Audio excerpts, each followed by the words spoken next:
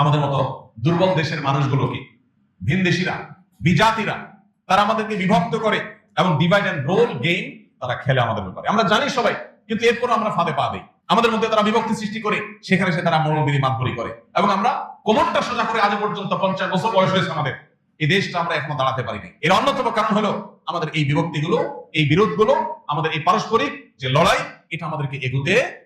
আল্লাহ সুবহানাহু ওয়া তাআলা আমাদের জন্য, বিশেষ করে ঈমানদারদেরকে লক্ষ্য করে, পরস্পরে ঐক্যবদ্ধ থাকা এটাকে আমাদের জন্য আবশ্যক করে দিয়েছেন, নির্দেশ জারি করেছেন। আর বিচ্ছিন্ন হওয়া, বিভক্ত হওয়া এটাকে আমাদের জন্য হারাম করে দিয়েছে। এই জন্য ঈমান সবসময় ঐক্যের আহ্বান করে, ঈমানদার সবসময় ঐক্যবদ্ধ থাকতে হয়, কারণ এটা ঈমানের দাবি। আল্লাহ সুবহানাহু ওয়া তাআলা বলেছেন, ওয়া'তাসিমু বিহাবলিল্লাহি জামিআন ওয়া লা তাফাররাকু, তোমরা আল্লাহর রশিকে সবাই মিলে আঁকড়ে ধরো, ওয়া লা তাফাররাকু, আর তোমরা বিচ্ছিন্ন হয়েও না, বিভিন্ন দলে দলে, গ্রুপে গ্রুপে বিভক্ত হয়েও না।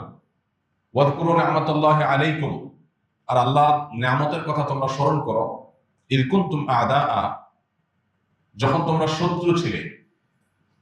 নবী করিম সাল্লাল্লাহু আলাইহি সাল্লাম মদিনায় যখন এসেছেন, তার হাতে হাত রেখে তার প্রতি ঈমান আনয়ন করে ইসলামের সুশীতল ছায়ায় আসার আগে মদিনার মানুষদের মধ্যে যে বহুদা বিভক্তি ছিল, সেদিকে ইঙ্গিত করে আল্লাহ বলছেন, ইয কুনতুম আ'দাআ, আর স্মরণ করো সেই সময়ের কথা যখন তোমরা পরস্পর ভয়ঙ্কর শত্রুতায় লিপ্ত ছিলে।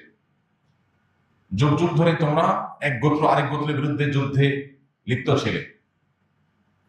ফাসবাহতুম ফাআল্লাফা বাইনা কুলুবিকুম, আল্লাহ তাআলা তোমাদের পরস্পর অন্তরগুলোকে মিলিয়ে দিলেন, অন্তরগুলোর মধ্যে পরস্পরের প্রতি সম্প্রীতি, সৌহার্দ্য এমন ভাবে সৃষ্টি করে দিলেন, ফাসবাহতুম বিনিআমাতিহি ইখওয়ানা, ফলে আল্লাহর নিয়ামতে তোমরা ভাই ভাই হয়ে গেলে এক অন্যের প্রতি।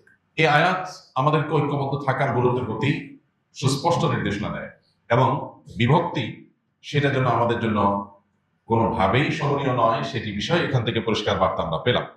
অন্য আয়াতে আল্লাহ বলেছেন, ওয়াতিউল্লাহ ওয়া রাসূলাহ, তোমরা আল্লাহ এবং তার রাসূলের আনুগত্য করো।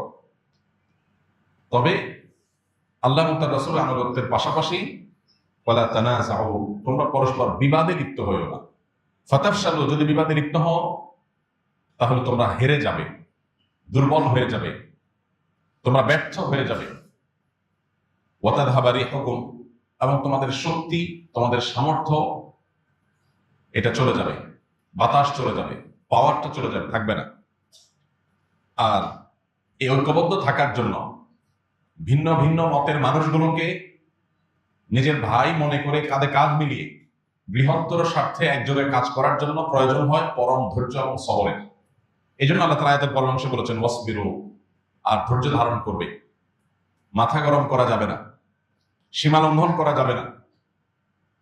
ভিন্ন মতের মানুষদের সাথে থাকতে গেলে, কাঁধে কাঁধ মিলিয়ে ঐক্যবদ্ধ থাকতে গেলে ধৈর্য ছাড়া, সবর ছাড়া কোনোদিনই সম্ভব না। কারণ অনেক কিছু চোখে পড়বে, অনেক কিছু মাথায় আসবে, যেগুলো দেখে হয়তো রিয়্যাক্ট করতে মনে চাইবে, আর সে রিয়্যাক্টটা হয়তো ঐক্যের মধ্যে ফাটল ধরাতে পারে। এই জন্য আল্লাহ বলেছেন, ওয়াসবিরু, তোমরা ধৈর্য ধারণ করবে, ইন্নাল্লাহা মা'আস সাবিরিন, কারণ আল্লাহ তাআলা ধৈর্যশীলদের সাথে আছে। এই আয়াতটা একেবারে পরিষ্কার ভাবে আমাদের জন্য বিভক্তিকে নিষিদ্ধ ঘোষণা করেছে, হারাম ঘোষণা করেছে। বিশেষ করে ইমানদারদের যে বলয় এবং অঙ্গন আছে, সেই বলয়ের মধ্যে তারা বিভক্ত হতে পারে না, তারা বিচ্ছিন্ন হতে পারে না, সেটা আল্লাহ তাআলা নিষিদ্ধ করেছে। পরিস্থিতির মুখোমুখি এই আয়াতটি যেন আমাদের আজকের বর্তমান প্রেক্ষাপটেই নাজিল হয়েছে, যেন আজকেই আল্লাহ তাআলা আয়াত নাজিল করেছে। আয়াতের অর্থের দিকে যদি আমরা লক্ষ্য করি, আবারও দেখব আল্লাহর আনুগত্য, রাসূলের আনুগত্য করা, ভালো কাজ করা, সেগুলো আপন জায়গায় করতে হবে, কিন্তু এগুলো করার পাশাপাশি আরেকটা জিনিস এডিশনালি আমাদের করতে হবে, তা হলো কোনোভাবে নিজেদের মধ্যে বিবাদ বিতণ্ডায় লিপ্ত হওয়া যাবে না। এটা একেবারে একটা পারিবারিক পর্যায় থেকে নিয়ে রাষ্ট্র বা আন্তর্জাতিক পরিমণ্ডল পর্যন্ত প্রত্যেকটা ক্ষেত্রের জন্য সমানভাবে প্রযোজ্য। একটা পরিবার যদি সুসংহত, সুসংগঠিত, শক্তিশালী এবং ভালো অবস্থানে থাকতে চায়, তাহলে পরিবারের সদস্যদের মধ্যে, ভাই বোনদের মধ্যে, স্বামী স্ত্রীর মধ্যে ভিন্ন ভিন্ন মত থাকা সত্ত্বেও ঐক্যবদ্ধ থাকার চেষ্টা করতে হবে। পরস্পরের শ্রদ্ধাশীলতা, এটার চর্চা করতে হবে, তা না হলে কোনোদিন একটা পরিবার সুসংহত থাকতে পারে। ঠিক একইভাবে একটা মসজিদ ভিত্তিক মহল্লা, একটা মসজিদ ভিত্তিক সমাজ, এটা সমাজের মধ্যে আদর্শ সমাজ হতে পারবে, নিজেদের অবস্থানকে শক্তিশালী করতে পারবে যদি নিজেদের মধ্যে বিভিন্ন বিষয়ে মতভিন্নতা থাকবে, থাকাটাই স্বাভাবিক। সেই মতভিন্নতা থাকা সত্ত্বেও যদি একে অন্যকে ধারণ করে, একে অন্যের প্রতি রেসপেক্ট করে, একে অন্যের ভালো গুণগুলোকে দেখে খারাপগুলোকে ইগনোর করে যদি পাশে একে অন্যের থেকে চলতে পারেন, তাহলে সেই মসজিদ মহল্লা এটা হবে আদর্শ মসজিদ মহল্লা। তাদের হবে সামাজিক অবস্থান অনেক শক্তিশালী। ঠিক একইভাবে একটি রাষ্ট্র তখনই শক্তিশালী হবে যখন রাষ্ট্রের ভিন্ন ভিন্ন বহু মত বহু পথের মানুষগুলো তারা পরস্পর প্রতি শ্রদ্ধাশীল থাকে, কেউ কাউকে খোঁচাখুচি না করে, কেউ কাউকে আঘাত না করে, বিভিন্ন মতের মানুষদেরকে ধারণ করতে পারে। এই জিনিসটা করা ছাড়া একটা রাষ্ট্র কখনো শক্তিশালী বা সুসংহত অবস্থানে যেতে পারে না। এই যে আল্লাহ তাআলা বলেছেন, ওয়ালা তানাযাউ, তোমরা পরস্পরের মধ্যে বিতণ্ডা ঝগড়া বিবাদে লিপ্ত হইও না, যদি হও ফাতাফশালু, তাহলে তোমরা ব্যর্থ হয়ে যাবে, জাতি হিসাবে তোমরা ব্যর্থ হয়ে যাবে। ইমানদারদেরকে বিশেষ করে আল্লাহ তাআলা লক্ষ্য করে বলেছেন, এটি সবার জন্য প্রযোজ্য যে কেউই যদি নিজেদের মধ্যে বিতণ্ডা লিপ্ত হয় তাহলে তারা ব্যর্থ হয়ে যাবে, তারা হেরে যাবে, তাদের অস্তিত্ব তারা টিকাতে পারবে না।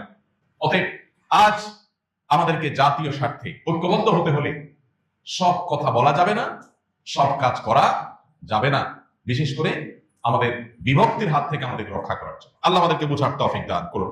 ভাইরা আমার, ইসলাম আমাদেরকে সেজন্য বৈচিত্র্যময় ঐক্যের কথা বলে।